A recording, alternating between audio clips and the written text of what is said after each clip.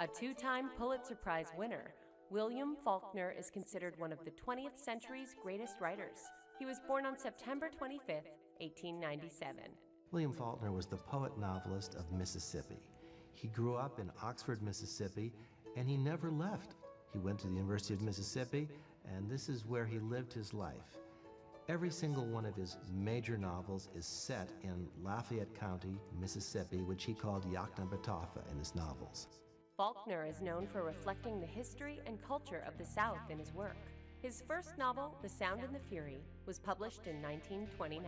Sound and the Fury is considered Faulkner's masterpiece because it's the first book in which he really got inside point of view and got inside voice, and those became, I think, the defining factors of his writing. No one had ever seen such a complicated novel before.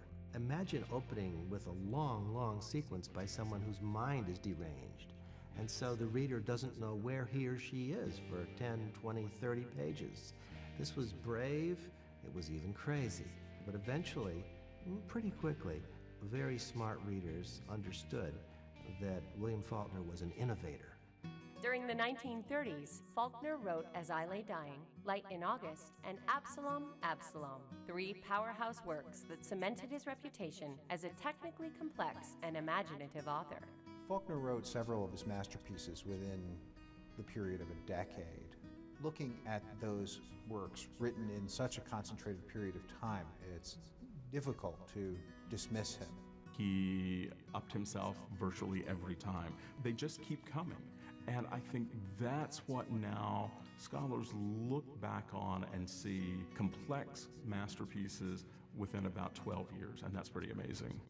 Faulkner amassed critical success as a novelist, culminating in the Nobel Prize for Literature in 1949. I think the Nobel Committee probably selected Faulkner not merely for his great innovations, but also because much of what Faulkner wrote about and a lot of his sense of himself as a writer was as someone who documented the ability of people to endure.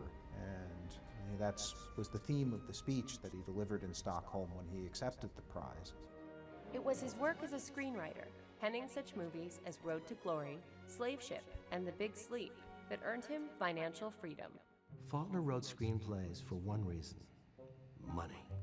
He was broke all the time, and he liked to live in a big mansion. He had a lovely house called Roanoke, and to support his lifestyle, he wanted to live like a Southern aristocrat. He drank a lot of whiskey, and good whiskey, so he went to Hollywood to make money.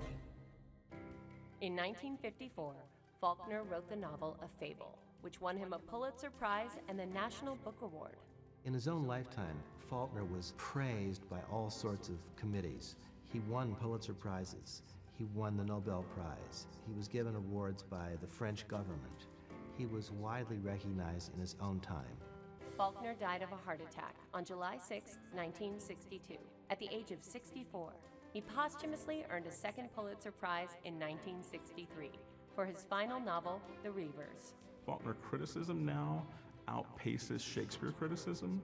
Now that we move into the 21st century, scholars find him so rich. Every text opens itself up to multiple readings with its complexity. I think he'll be remembered as one of the greats.